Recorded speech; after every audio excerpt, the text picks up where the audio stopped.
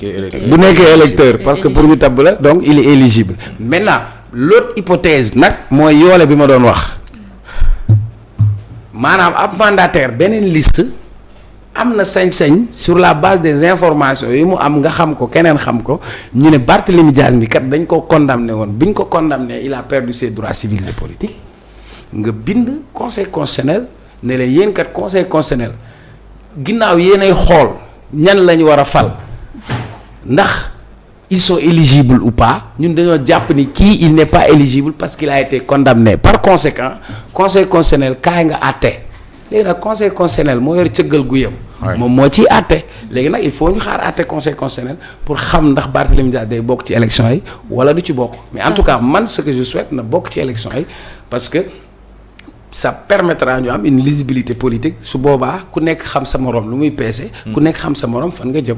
oui du recours boobu rek Aliou am na recours yoo xam te tamit introduire nañ ko pour Ousmane Sonko am nañu jàpp ni diversion la.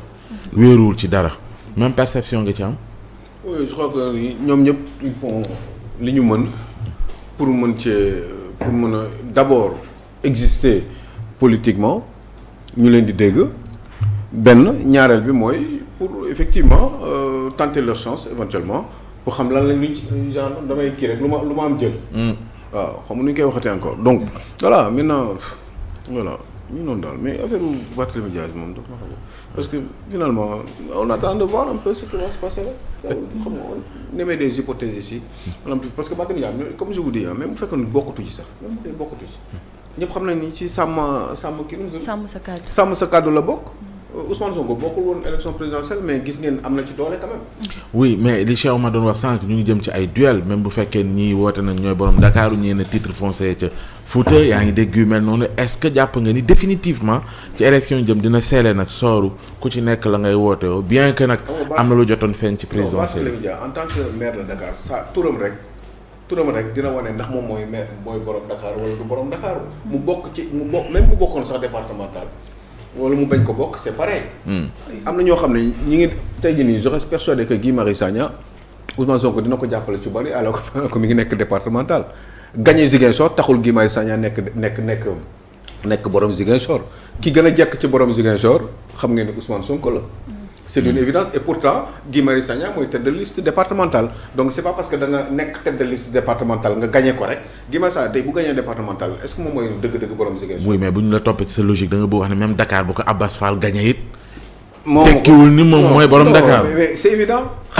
xam nga fii kan mooy. El Malick Ndiaye it fële ca Linguère noonu boo ko toppee. non bokkul c'est différent. boo gisee ma joxe ñaari exemple yi. muy. franchement li ma neex da ngaa dégg.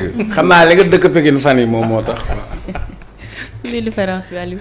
non hypothèse rek. parce que Aliou xam naa da ci mën a ñëw. léegi différence yi lan la ah. non xam nga mooy différence bi mooy gagné Ousmane Sonko. xam nga ni am na doole Dakar. Ousmane Sonko jàppale na Barthélémy Dias lu bare am na grand apport pour que Barthélémy Dias nekk maire Ndakaaru mais yemul foofu Ousmane Sonko jàppale na aussi de par son envergure nationale réflexion faite mais bu ñu sori Guédiawaye dellu sonn xam nga aussi yëmbal tamit baaragay Amadou doo ko sonal ba dernier moment dernier jour. ok ba mu bàyyi ma yëkkali. pour wax la ne soo ko ñëw yëkkati loxo mu gagné. non c'est pas parce que da nga gagné départemental rek moo tax Barthélémy Dias demoon départemental wala mu bañ fa dem du loolu mooy problème bi xam la mooy problème bi mooy Barthélémy Dias tey jii nii au jour d'aujourd'hui Ziguinchor moom kenn waxu ko Guy Marius Sagna mu gagné ko ak mu bañ ko gagné ce n'est pas lui muy borom Ziguinchor. borom Ziguinchor jusqu'à preuve du contraire Ousmane Sonko la. kon borom Dakaaru kana mais borom Dakaaru xam kan lay war a doon fi ñu toll nii sama gis-gis. mooy ki nga xam ne moom mooy gagné Dakaaru bii di ñëw. ak fu mu munti nekk nag mu doon départemental wala mu doon. léegi kuy gagné Dakar ñaari nit principalement. lañ ci mën a gis. mooy ki nga xam ne mooy représenté de par sa représentation. pas représentativité de par sa représentation. moom mooy représenté Dakaaru mooy le maire de Dakar. waaw mooy ak keneen koo xam ne te parce que il est installé maintenant parce que c'est différent quand tu es dans l'opposition ak quand tu es au pouvoir. Aliou da nga wax deux mots représentation ak représentativité c'est différent. Ouais. Tu peux faire de la représentation pour représenter et tu as la légitimité. Mais la représentativité par exemple Bassirou Diomaye Faye représentation mais la représentativité c'est-à-dire cette légitimité politique cette masse électorale kan moo yore appareil politique bi foofu la ñu bëgg nga dugg fa da ngaa wax ñaari baat mais da nga ko tëb. ñëwal foofu non j'ai choisi représentation pas représentativité. léegi kan moom je l'ai choisi exprès. non de par Barthélémy Dias la tournée de par sa représentation parce que Barthélémy Dias mooy représenté Ndakaaru. te boo nekkee ci nguur loolu day am ay effets day jouer aussi ci lu bari. le maire de Dakar oui. En tant que maire de Dakar moo tax ma ne de par sa représentation maintenant tu peux représenter quelque chose sans forcément avoir suffisamment de représentativité. alors ouais ça c'est clair. waaw donc léegi maintenant ñaari mbir la quoi. ci kaay borom Ndakaaru ak borom Ziguinchor. xam nga kenn mënu wax tey jii nii borom Kaolack. mais ci réew mi ci tey jii nii ci élection yi di ñëw. dafa am ñaari enjeu benn bi y a un monsieur qui est premier ministre de la République du Sénégal qui est au pouvoir et qui est extrêmement influent au niveau de Ziguinchor mais en même temps qui habite Dakar ville cosmopolite. Ouais. qui est extrêmement influent à Dakar. La preuve il y a 1 an et demi 2 ans ci ginnaaw est-ce que mën na ko il a beaucoup aidé à ce que justement celui qui représente justement qui est magistrat de la ville de Dakar. qui s'appelle Barthélémy Dias il a beaucoup joué pour que kooku nekk maire Ndakaaru. nga ni Guédiawaye tamit noonu. def loolu Guédiawaye. Yoff tudd tamit nga ko noonu léegi Yoff ak le xalifiste là le gosse. oui xalifiste yaa ngi dégg ak yëmbal bi nga tudd nii. Baara Gaye Baara Gaye pur la mujjee dem pur la ko defoon candidat. parce que waa PDS dañoo tànnoon keneen bu duggee pur. léegi pur lëkkaloo ak Ousmane Sonko. waaw ak forcément da ciy génn. voilà mais xam nga ni ci politique aussi. léegi ku moom Sénégal yow. non loolu day sori. Dakar d'abord. Comment Sénégal. parce que moom Sénégal. mais ouais. comment Sénégal au jour d'aujourd'hui c'est Bassirou Diomaye Faye via Ousmane Sonko. jeex na. waaw léegi nag mais léegi nag loolu la ñu war a raisonnement bu yeggalee sa raisonnement dinañ xam à peu près. waaw kay ku nekk foofu féete. ku ne fan la mais xam nga élection. yaa ngi junj benn mais doole dafa joo neex daaneel nii bii dafa neex génneel. li nga yaa yore ngi junj benn doole boo daaneelagul boo demee à peu près. foo génnee ma ñëw fa boo génnee yëfu dof ma wax dof ak ànd ak yeeg. yow yëpp dof ma bàyyi ko kër dof logique boo ko yeggalee dinañ am une idée ci fan la doole ji féete fan la doole ji féete dinañ xam fan la doole ji féete.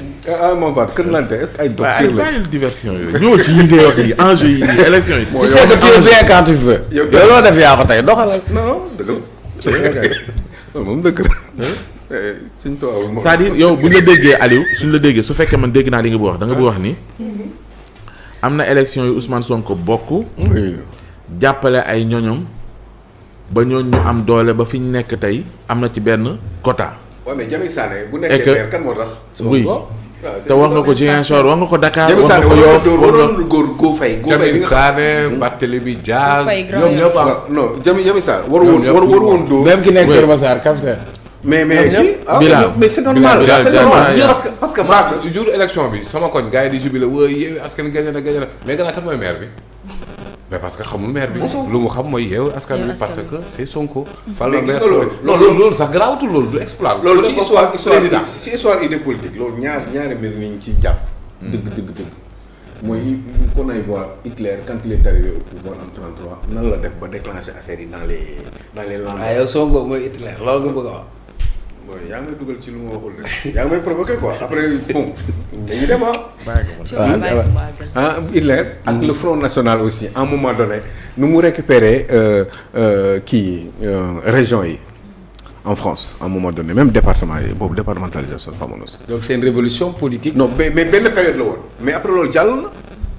donc pour yow léegi période bi jàll na wala. déet waxuma loolu de mais mun na nekk day jàll temps bi nga doon xam kañ ban temps lay def. est-ce que mun na def 3 mois surtout quand vous arrivez au pouvoir vous baissez quand même en termes de sympathie. non Aliou non je dis encore bi c'est-à-dire contexte élection bi bokkul non dama ne quand vous arrivez au type pouvoir d'élection bi bokkul quand vous arrivez non je confirme li ngay wax c'est-à-dire maanaam élection bëri na de contexte bi mu nekkoon mooy contexte boo xamante ne l'injustice était flagrante ci réew mi donc vote bi non, aussi il faut pas dire l'injustice da nga naan le sentiment d'injustice. non l'injustice Non, moi, c'était je dis une non. injustice Non, moi, je dis sentiment d'injustice. un régime de terreur une dictature claire boobu Sénégalais bi pas de dictature. mais bien sûr. non qu'est-ce que c'est qu'une dictature? Quelle est la définition de dictature? mooy ku wax sa xalaat nga tëj ko. loolu fi xam nga mais c'est ça une dictature. mais bien sûr. non une dictature c'est pas comme ça. pour un post Facebook. va voir ce que c'est qu'une dictature. Fadilou Keïta est en prison Diomaye Faye est en prison. Oui, mais bien sûr. Ahmed Suzanne Camara était en liberté. loolu moo fi newoon. D'accord, Ahmed Suzanne Camara là il est en prison là. oui bien sûr. Là on est dans quel régime? Man je ne peux jamais dire une chose pareille.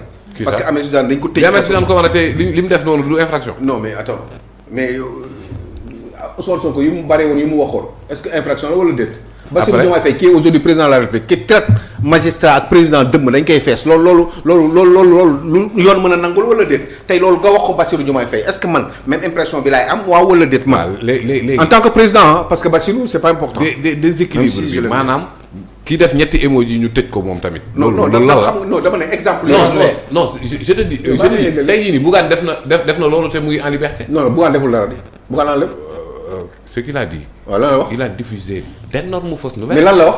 Bougane dafa contredire il n'a fait que waxul dara il n'a fait que contredire Ousmane Sonko. Bougane n'a fait que contredire Ousmane Sonko. nee na ko chiffre yi ngay wax du dëgg. lu mu wax Cheikh Diba mu ne dafa waroon a ñëw ci kii bi après. mais man j'ai dit que j'ai posé la question pourquoi Cheikh Diba bokkul toogul woon keroog. parce que nekku fi woon la non mais oui. parce qu'il était en. non même bu fi nekkoon sax mu amu si benn responsabilité. parce que bu boobaa ma ne Bougane waxul loolu de. non parce que il parlerait à la place de déglu ma. il parlerait à la place de. il parlerait à la place de. non man je ne parle non yaa ngi def hors sujet dama ne. dafa hors sujet yaa ma tuddal Cheikh Diba. waaye ñoom dañ ne Cheikh Diba dafa waroon a ñëw. dafa waroon a ñëw ci conférence de presse bi. waaw mais bu ko neexee man xal posé la question déglu ma la fausse nouvelle laa lay wax. dafa waroon a ñëw dem ba xam ne ay waxu chiffre lañ fi wax mu renoncé. yow ñi téye Bougane ne ko fii fausse nouvelle amu fi. yow nga ne yow fausse nouvelle am na.